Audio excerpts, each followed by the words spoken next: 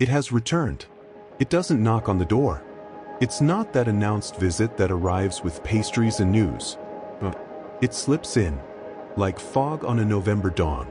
First a veil, then a weight. A weight not on the shoulders, but behind the eyes, inside the bones. As if gravity had suddenly decided to pull not toward the center of the earth, but toward the center of you. Sadness. I'm not talking about sharp pain, the torn scream. That hurts, but it burns, and what burns, at least, tells you that you're alive.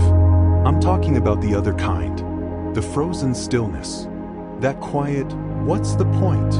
That whispers in the silence of the room when you turn off the light. Where does it come from?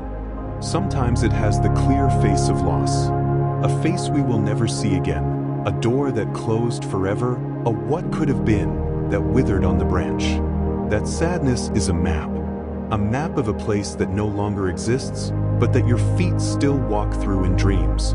You wake up and for a second, everything is fine, until memory, that treacherous archaeologist, uncovers the fragment of broken pottery. And there it is. The emptiness shaped like someone. Other times, it has no shape at all. It's like breathing damp air. It comes from the accumulation of small shipwrecks, the promise we made to ourselves and broke, the kind word we never said, the song that no longer moves us, the routine that turned into a prison of repeated gestures. It's the sadness of erosion. Water isn't strong, but it carves stone drop by drop, day after day. And one day you look in the mirror and think, when did these grooves appear? Where did the living rock go? And then there's the most insidious one, the most philosophical, the sadness of being aware.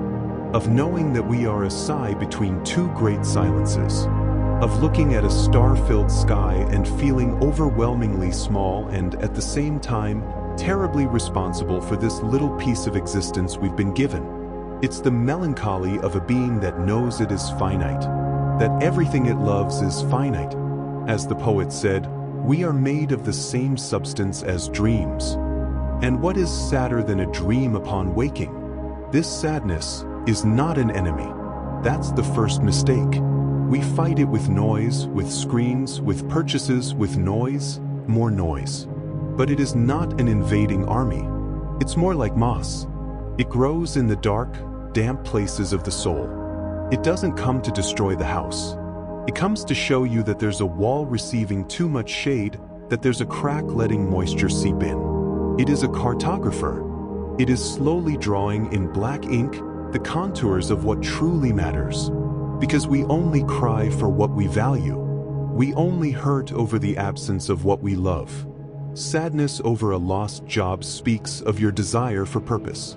Sadness over a person, of your capacity to love. Sadness over time, of your hunger for eternity. It is a clumsy and painful testimony that you are not indifferent. The true void, the abyss, is not sadness. It is apathy. Sadness, at least, is a feeling. It is a heartbeat in the dark. And how do you get out? There are no sun pills or shortcuts to joy. Anyone who sells you that is selling smoke. Sometimes you don't get out. You pass through, like crossing a river of icy water. You can't stay in the middle, you'd freeze. You have to reach the other shore. And for that, sometimes, you have to get wet.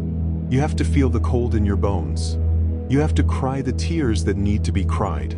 What you resist persists, says the saying. Buried sadness turns into an inner swamp. Other times, you get out by planting. Sadness is barren land. You can sit on it and mourn that nothing grows, or you can, with these hands that feel so heavy today, dig a small hole and plant a seed, a tiny seed. It might be the seed of a walk in the park without your phone, the seed of a well-made cup of tea, feeling the warmth of the porcelain, the seed of a written page, a learned musical note, a hand extended to someone else who is also standing in their wasteland. Don't do it to be happy. Do it as an act of kindness toward yourself, an act of care. Moss retreats when even a thin ray of light is allowed in. And use metaphor to your advantage. If you feel like you're drowning, don't fight the water. Float. Let the current carry you for a while. Trust that there is a shore. If you feel like it's winter, don't deny the cold. Bundle up.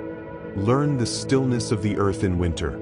It looks dead, but beneath the surface, roots are strengthening, preparing. There is no spring without a prior winter. It's the cycle, not the sentence.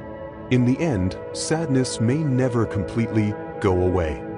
Like the scar from a deep wound. It no longer hurts to the touch, but the skin remembers. And that's okay, because that scar is also a reminder. Here there was a battle, and you survived. Here there was love, and it was real. Here there was life, intense and fragile. Don't fear its visit. When that fog rolls in, don't rush to turn on every light. Sit with it. Ask it, what have you come to show me? Offer it an imaginary cup of coffee. Listen to its silence. Because at the heart of that stillness, you will often find the clearest answer. Sadness is not the opposite of joy. It is its older sister, more serious, more profound. The one who took your hand when you were a child and showed you that the world also had shadows. And in doing so, without you noticing, she was making the outline of the light sharper, more precious. So when it returns, breathe. Feel its weight. It is not the anchor that sinks you. It is the plumb line that, in the storm, tells you where the bottom is. And from that bottom, from that naked, quiet truth, is where you can push yourself back toward the surface. To breathe again, to see the light again, and this time, to know why it is worth it.